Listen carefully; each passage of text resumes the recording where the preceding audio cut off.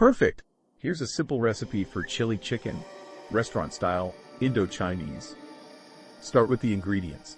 For marination, use 500 grams of boneless chicken, cut into cubes, 2 tablespoons of corn flour, 2 tablespoons of all-purpose flour, 1 tablespoon of soy sauce, 1 tablespoon of ginger garlic paste, an optional egg, and salt and pepper to taste.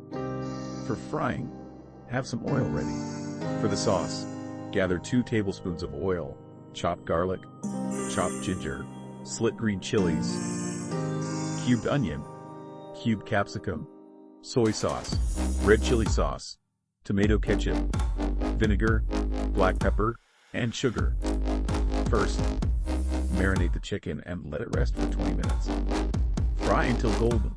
Next, sauté garlic, ginger, and chilies, then add onion and capsicum. Mix in sauces. Finally, toss in the fried chicken. Garnish with spring onions and serve hot with fried rice or noodles.